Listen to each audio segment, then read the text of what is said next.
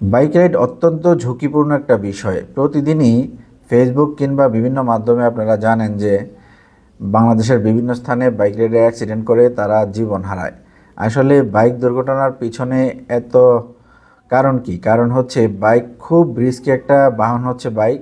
বাইকটা যেমন আপনাকে আনন্দ দিবে, তেমনি আপনি যদি সঠিক নিয়মে বাইক রাইড না করেন কিংবা বাইক রাইডের সমস্ত কৌশলগুলো আপনি আয়ত্তে না আনতে পারেন, অথবা বাইক রাইডে আপনি দক্ষ না হন, সেক্ষেত্রে কিন্তু আপনি দুর্ঘটনার শিকার হবেন।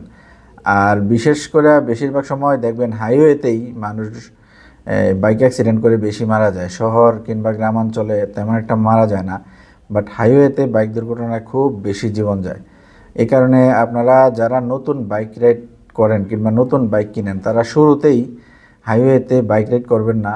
আপনাদের কাছে রিকোয়েস্ট, আপনারা আগে বাইক রাইডের সমস্ত কৌশলগুলা ঠিকঠাক মতো শিখবেন, বাইক রাইডে দক্ষ হবেন।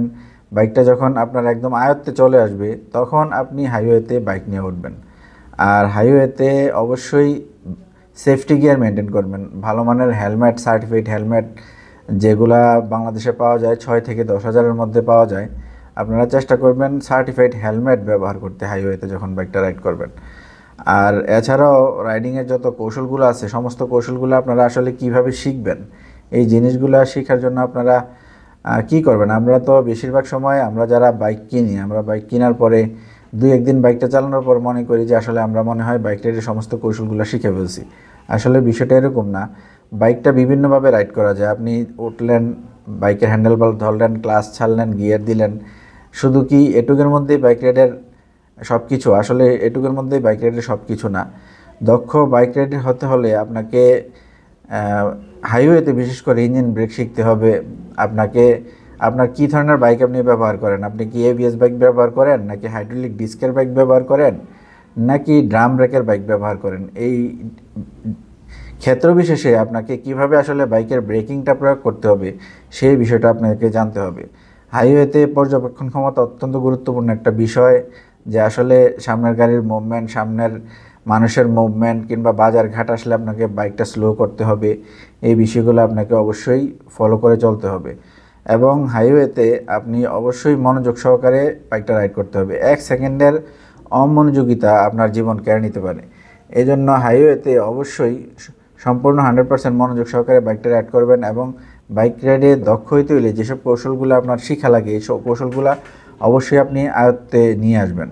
যেমন ডাউন শিফট করা, গিয়ার শিফট করার সময় র্যাব ম্যাচ করা, তারপরে কাউন্টার স্টিয়ারিং করা, বাইকের ইমার্জেন্সি মুহূর্তে কীভাবে ব্রেক করবেন, ইঞ্জিন ব্রেক করা, ওভারটেক করা, লুকিং গ্লাস। আপনারা হাইওয়েতে যখন বাইকটা রাইড করবেন, লুকিং গ্লাস 4 থেকে 5 সেকেন্ড পর পর লুকিং গ্লাস ফলো করা।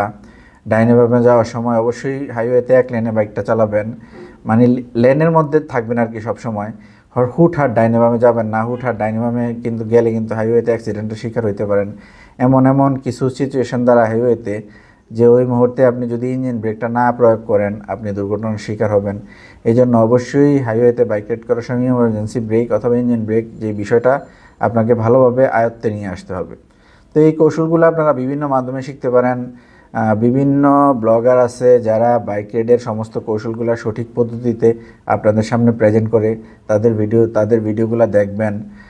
অথবা আমার চ্যানেলেও, আমি বলি না যে আমার চ্যানেলেই দেখতে হবে, আমার চ্যানেলে বাইক রাইডিং নিয়ে বিভিন্ন কৌশল, কিভাবে আপনি একজন দক্ষ রাইডার হয়ে উঠবেন, এই কৌশলগুলো আপনাদের আমি মাঝে মধ্যেই ভিডিওর মাধ্যমে প্রেজেন্ট করি। ভিডিওগুলো দেখলে আশা করি আপনারা উপকৃত হবেন। সমস্ত বাইক রাইডারদের প্রতি শুভকামনা রইল। আপনারা অবশ্যই সঠিক নিয়মে রাস্তায় বাইকটা রাইড করবেন এবং অ্যাক্সিডেন্টের হাত থেকে যেন নিজেকে রক্ষা করতে পারেন, সেই জন্য বাইক রাইডের সমস্ত কৌশলগুলো আপনারা অবশ্যই আগে শিখে নেবেন। তারপর ধীরে ধীরে যখন একটু এক্সপার্ট, অভিজ্ঞ রাইডার হয়ে যাবেন, তখন হাইওয়েতে বাইকটা রাইড করার চেষ্টা করবেন। তো ঠিক আছে, ভিডিওটা এখানেই শেষ করলাম। শুভকামনা রইল সবার প্রতি। আর আমার চ্যানেলটা সাবস্ক্রাইব করে কিংবা ফেসবুকে ফলো দিয়ে আমার পাশে থাকার জন্য আবারও সবাইকে অসংখ্য ধন্যবাদ এবং সবার প্রতি রইল অসংখ্য ভালোবাসা। সবাই ভালো থাকেন। দেখা হবে আপনাদের সাথে অন্য কোনো ভিডিওতে, অন্য কোনো সময়। সে পর্যন্ত আল্লাহ হাফেজ।